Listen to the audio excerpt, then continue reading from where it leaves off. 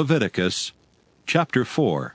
And if any one of the common people sin through ignorance, while he doeth somewhat against any of the commandments of the Lord, concerning things which ought not to be done, and be guilty, or if his sin which he hath sinned come to his knowledge, then he shall bring his offering, a kid of the goats, a female without blemish, for his sin which he hath sinned. And he shall lay his hand upon the head of the sin offering, and slay the sin offering in the place of the burnt offering. And the priest shall take of the blood thereof with his finger, and put it upon the horns of the altar of burnt offering, and shall pour out all the blood thereof at the bottom of the altar. And he shall take away all the fat thereof, as the fat is taken away from off the sacrifice of peace offerings. And the priest shall burn it upon the altar for a sweet savour unto the Lord. And the priest shall make an atonement for him, and it shall be forgiven him. And if he bring a lamb for a sin offering, he shall bring it a female without blemish. And he shall lay his hand upon the head of the sin offering, and slay it for a sin offering in the place where they killed the burnt offering. And the priest shall take of the blood of the sin offering with his finger, and put it upon the horns of the altar of burnt offering, and shall pour out all the blood thereof at the bottom of the altar. And he shall take away all the fat thereof, as the fat of the lamb is taken away from the sacrifice of the peace offerings. And the priest shall burn them upon the altar, according to the offerings made by fire unto the Lord. And the priest shall make an atonement for his sin that he hath committed, and it shall be forgiven him. Leviticus chapter 5. And if a soul sin, and hear the voice of swearing, and is a witness, whether he hath seen or known of it, if he do not utter it, then he shall bear his iniquity. Or if a soul touch any unclean thing, whether it be a carcass of an unclean beast, or a carcass of unclean cattle, or the carcass of unclean creeping things, and if it be hidden from him, he also shall be unclean and guilty. Or if he touch the uncleanness of man, whatsoever uncleanness it be, that a man shall be defiled withal, and it be hid from him, when he knoweth of it, then he shall be guilty. Or if a soul swear, pronouncing with his lips to do evil, or to do good, whatsoever it be that a man shall pronounce with an oath, and it be hid from him, when he knoweth of it, then he shall be guilty in one of these. And it shall be, when he shall be guilty in one of these things, that he shall confess that he hath sinned in that thing.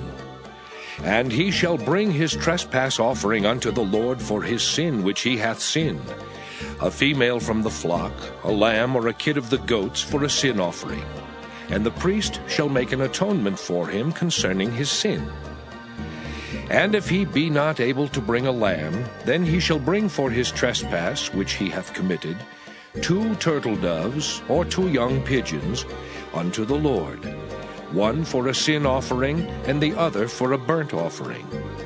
And he shall bring them unto the priest, who shall offer that which is for the sin offering first, and wring off his head from his neck, but shall not divide it asunder. And he shall sprinkle of the blood of the sin offering upon the side of the altar, and the rest of the blood shall be wrung out at the bottom of the altar. It is a sin offering. And he shall offer the second for a burnt offering according to the manner. And the priest shall make an atonement for him for his sin which he hath sinned, and it shall be forgiven him.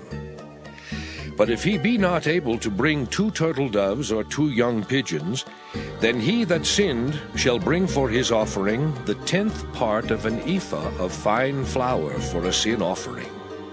He shall put no oil upon it, neither shall he put any frankincense thereon, for it is a sin offering. Then shall he bring it to the priest, and the priest shall take his handful of it, even a memorial thereof, and burn it on the altar, according to the offerings made by fire unto the Lord.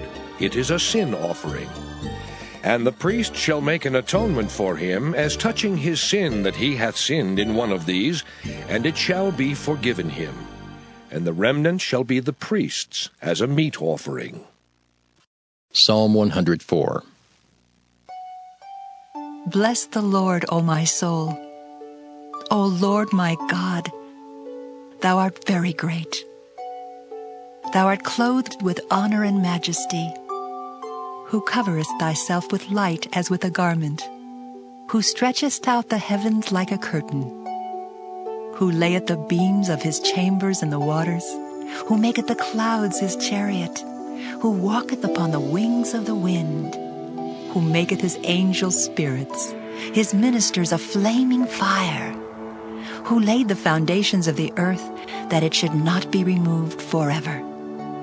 Thou coveredst it with the deep as with a garment. The waters stood above the mountains. At thy rebuke they fled.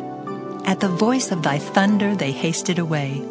They go up by the mountains, they go down by the valleys, unto the place which thou hast founded for them.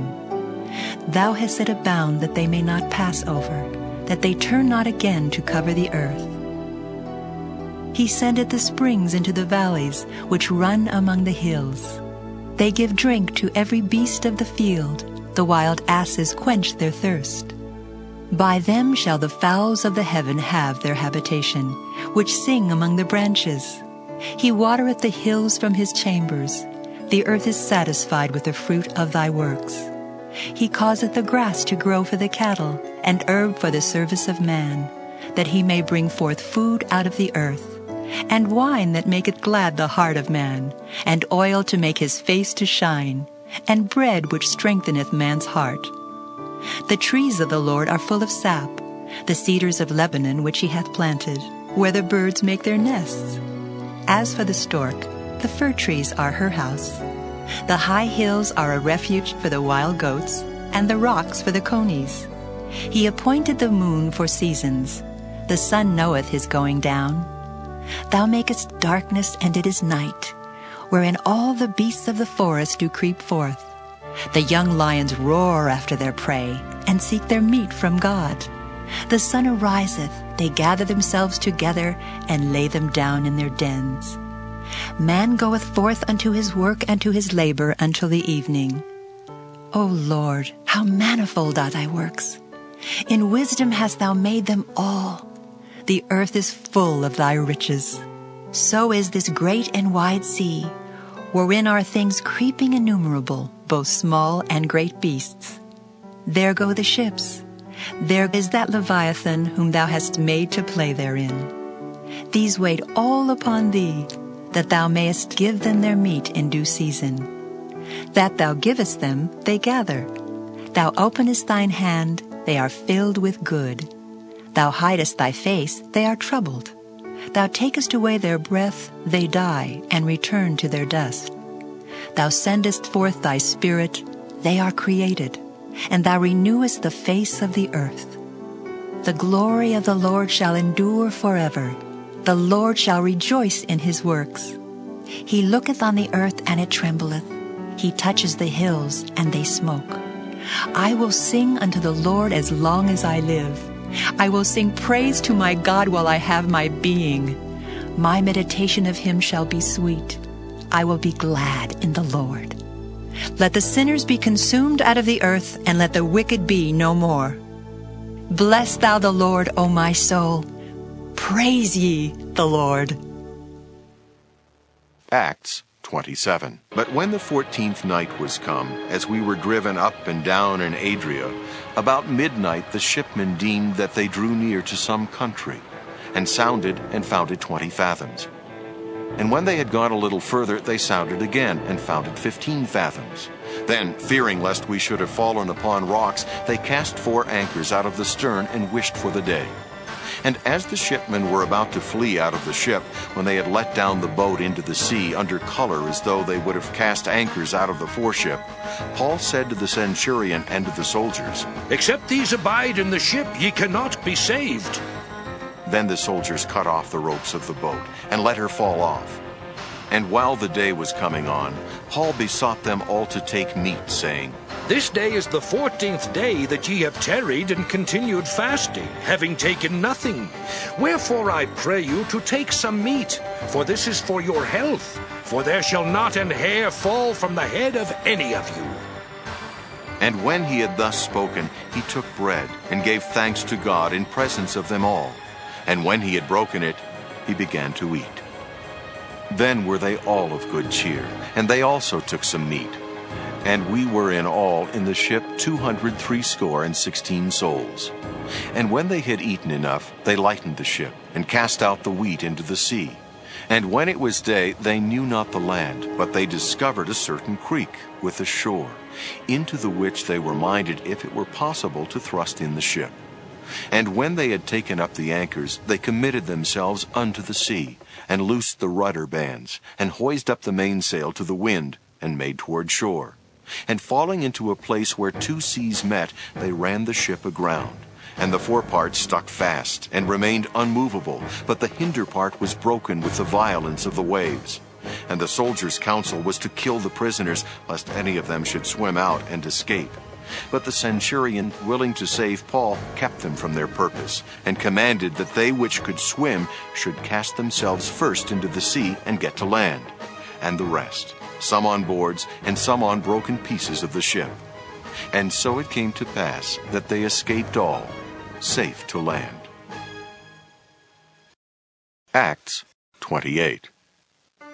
And when they were escaped, then they knew that the island was called Melita, and the barbarous people showed us no little kindness.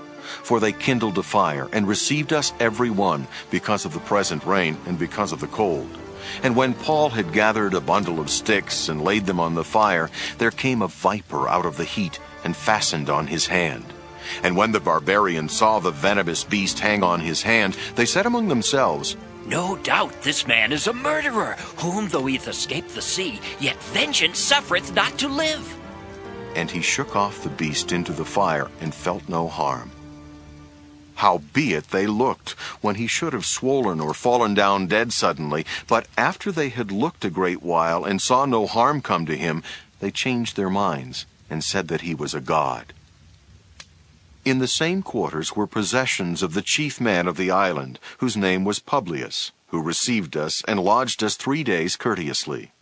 And it came to pass that the father of Publius lay sick of a fever, and of a bloody flux, to whom Paul entered in, and prayed, and laid his hands on him, and healed him. So when this was done, others also, which had diseases in the island, came, and were healed, who also honored us with many honors. And when we departed, they laded us with such things as were necessary.